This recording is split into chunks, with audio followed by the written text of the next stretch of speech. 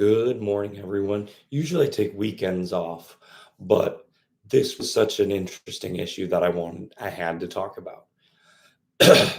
So when you think about the verdict form, so the defendant was really upset in open court yesterday about the verdict form. And it's like, why is she so upset? It's the same one. No, it's not. Um, the biggest thing was I looked at him again. In the first trial, there was no misdemeanor OUI. There wasn't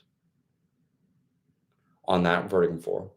On this one, there is. And this is important because you need to remember double jeopardy attaches for crimes you've been acquitted of, but also that you've been convicted of. So think about to last year when the jury was hung on motor vehicle manslaughter 9-3. They didn't even need to um, find that Officer O'Keefe was struck by a vehicle. All they could have found was the defendant was drunk at the time of the incident, and under the influence. Had she been convicted of simply misdemeanor OUI last year by clicking that box, she wouldn't be able to be retried for motor vehicle manslaughter this time. Think about that. Think about the movie Double Jeopardy, where Ashley Judd is told that you can't be convicted of the same crime twice. So the jury could have been like, there was no collision, this was a conspiracy, but she was still drunk. They could have literally checked that box and motor vehicle manslaughter would have been closed for this trial. Think about that. Because think about it, we know that the first jury said 12-0 on murder 2, 12-0 on leaving the scene of the accident. Those are the felonies. They could have convicted her for simple misdemeanor OUI. And there's no retrial because the Commonwealth would have been like, well, we can try for murder again, but do we want that high profile defeat? If they don't believe it, there could be some lesser. But remember, on that verdict form, it's murder 2 or not guilty. On the second charge of the verdict form, it's motor vehicle manslaughter, involuntary manslaughter, motor vehicle homicide, felony OUI, liquor and negligence, and misdemeanor OUI. By the defense not asking for that misdemeanor OUI instruction in the first trial, they essentially opened the door for this exact type of situation.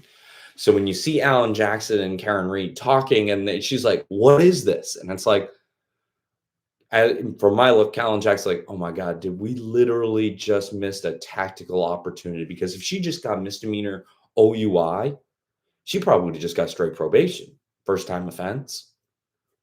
And the Commonwealth might have been like, I don't know, they were really against our murder case. We might be able to try it again, but I don't even know if they still get there. So when you think about it, it's like that oversight of not having, excuse me, of not having misdemeanor OUI in that first case almost guaranteed a second case because the charge of motor vehicle manslaughter kept open. I've long said that's where I think the jury's going to come out. I keep looking at motor vehicle homicide, felony OUI, liquor, and negligence, because you don't even need to prove that she was trying to create bodily harm or injury, just driving like an idiot, and she hit the defendant. I mean, hit the alleged victim. That's important. They don't even need to believe that they were in a fight and she meant to do it, just that she did it. And that alcohol played a factor. And that charge actually has some teeth. It's a 2.5 minimum mandatory, 2.5 year prison sentence, up to 15 years. I've long said I think the range for the defendant, if she were to be convicted, would be 5 to 15 years. And I think Judge Cannoni would give her 5 to 10, which I think would be more than sufficient for Peggy O'Keefe and the family, because then it will have been a jury had decided that Karen Reed is legally responsible for the death of Officer John O'Keefe. So think about that. Had they simply had misdemeanor OUI in there, there's a possibility the case doesn't even get retried. They just cut their losses. Excuse me. That is the most important part of this entire when you look at that verdict form. I can't get past page 2 without a conviction, even if you don't believe anything outside of she was drunk and the defendant's own words. You don't even need to believe the retrograde extrapolation.